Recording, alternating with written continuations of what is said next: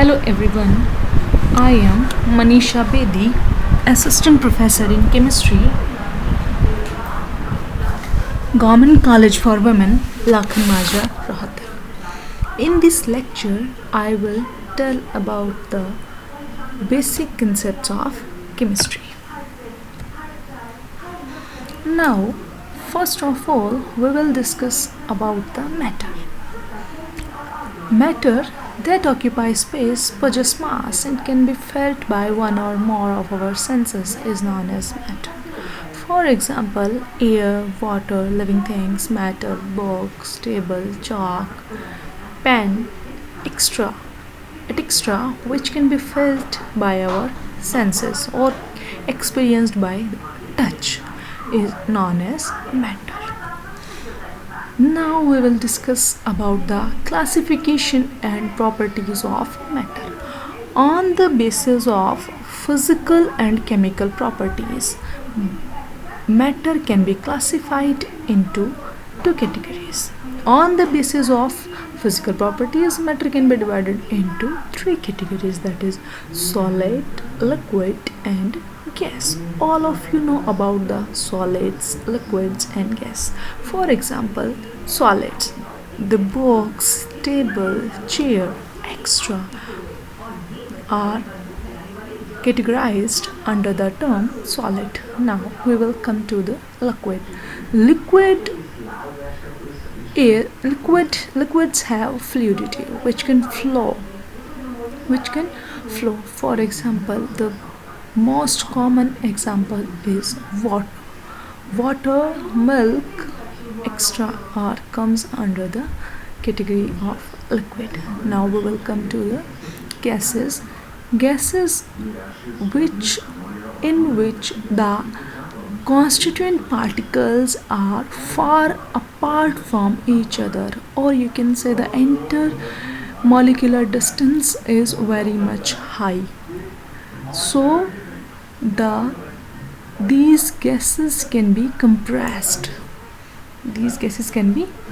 For example, air, oxygen, nitrogen, etc. Now, next, on the basis of chemical properties, matter had been divided into two categories, that is mixture and pure substances. Now we will discuss about the physical and chemical properties. All of you know feels a very much, or you can say different kinds of matter around us have several characteristics which used in combination adequately describe a kind of matter.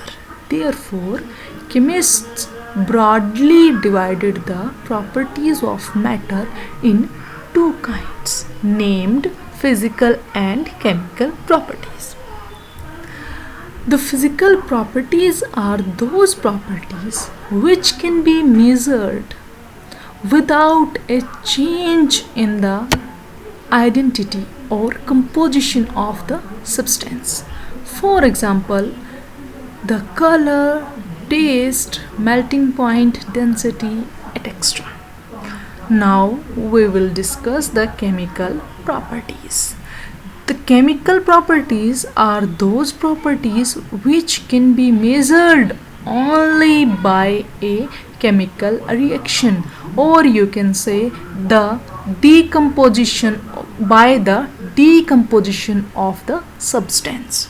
These can't be observed just by touching or viewing the substance. For example, the acidic strength, the basic strength, or the reactivity, it can be reacted with the NaH, it can be reacted with the H2SO4. It all is a laborious process, or it could be done in the labs. Now, next we have the international system of units.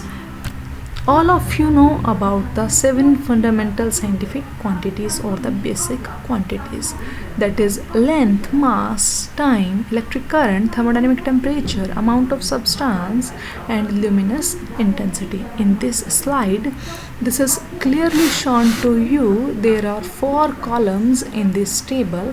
First column contains the basic physical quantities.